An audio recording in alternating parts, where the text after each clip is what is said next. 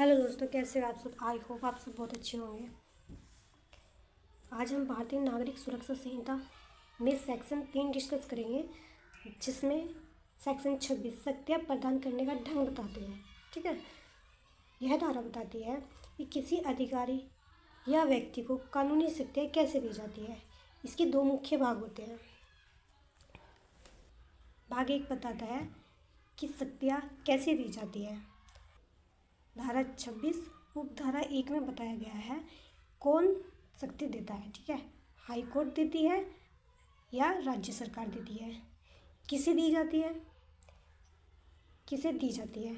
किसी भी व्यक्ति को विशेष रूप से उसके नाम से या अधिकारियों की किसी पूरे ग्रुप को या उसके या रैंक के आधार पर दी जाती है।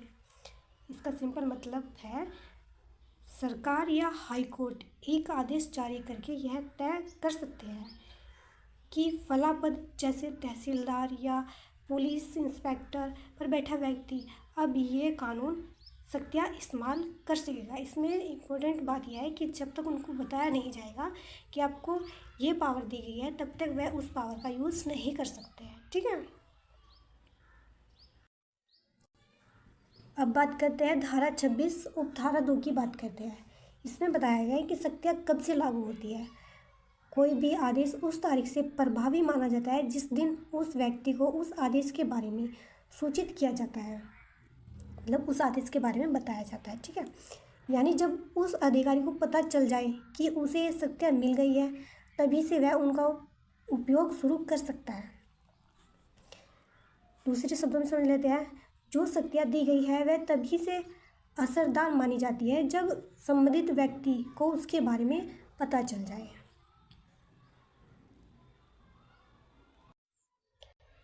अब बात करते हैं धारा 27 की, नियुक्त अधिकारियों की शक्तियाँ। यह धारा बताती है कि अगर किसी अधिकारी को सरकार या हाई कोर्ट ने जो शक्तियाँ दी है और उसका तबादला, पदोन्नति, तो उन शक्तियों का क्या होगा। इसका मतलब है कि जिस व्यक्ति को, जिस अधिकारी को वो शक्तियाँ दी गई है, या तो उसका ट्रांसफ़र हो गया है, हिंदी में तबादला हो गया है, तो उन शक्तियों का क्या होगा। तो चलिए बात करते हैं रूल फर्स्ट। यदि किसी अधिकारी को किसी खास इलाके के लिए शक्तियाँ दी गई है और उसका तबादला होकर उसे उसी तरह के या उससे ऊंचे पद पर किसी दूसरे इलाके में भेजा जाता है, तो वह शक्तियाँ उसे नए इलाके में अपने आप मिल जाएगी। मतलब जो शक्तियाँ उसके पास थी और उसका ट्रांसफ़र हो गया है, तो उसको वह शक्तियाँ अपने आप ही ट्रांसफ़र हो जाएगी। ठीक है, इसमें यह बताया गया है। पर इसमें कुछ शर्त दी गई है, जैसे यह अधिकारी तब तक इन शक्तियों का उपयोग करता रहेगा जब तक किसी सरकार या हाई कोर्ट इस बारे में कोई दूसरा आदेश जारी न कर दे। उदाहरण के तौर पे समझ लेते हैं, अगर एक मजिस्ट्रेट को इलाका ए में न्याय करने की शक्ति मिली है और उनका ट्रांसफ़र इलाका बी में हो गया है, जैसे ये दिखाया गया है यहाँ पे बी में हो जाता है, तो उन्हें दोबारा शक्तियों के लिए आवेदन नहीं करना पड़ेगा। वे इलाका बी में भी मजिस्ट्रेट की शक्तियों का इस्तेमाल कर सकेंगे। सेम जैसे मैंने यहाँ पे बताया है कि उनको उनके ट्रांसफ़र के साथ साथ उनको शक्तियाँ भी ट्रांसफ़र हो जाएगी, जैसे उनको इलाके ए में थी। ठीक है, चलो इसको सिंपल वे में समझ लेते हैं थोड़ा और। ट्रांसफ़र होने पर समान या उच्च पद पर मिली हुई शक्तियाँ नए कार्य क्षेत्र में भी जारी रहती है जब तक कोई रोक नहीं लगाई जाती। ठीक है,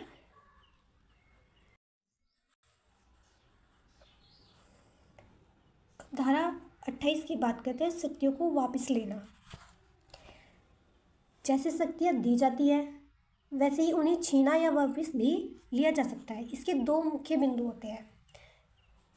पहला, हाई कोर्ट या राज्य सरकार ने जो भी शक्तियाँ किसी अधिकारी को दी है वह उसे पूरी तरह वापस भी ले सकते हैं। ठीक है, अब बात करते हैं बिंदु 2 की, निचली अदालतें। यदि मुख्य न्यायिक मजिस्ट्रेट, सीजीएम या जिला मजिस्ट्रेट, डीएम ने किसी अधिकारी को कोई शक्ति दी थी, तो वे भी उस अधिकारी से वह शक्ति वापस ले सकते हैं। जैसे न्यायिक मजिस्ट्रेट, जिला मजिस्ट्रेट शक्ति या वापस ले सकते हैं, लेकिन उनके ऊपर हाई कोर्ट, स्टेट गवर्नमेंट का नियंत्रण होता है। ठीक है,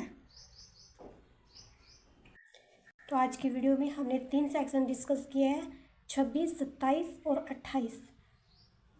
आज की वीडियो में बस इतना ही था। अगर आपको ये वीडियो अच्छी लगी है तो कमेंट कीजिए, शेयर कीजिए, लाइक कीजिए और सब्सक्राइब करना ना भूलें। Thank you.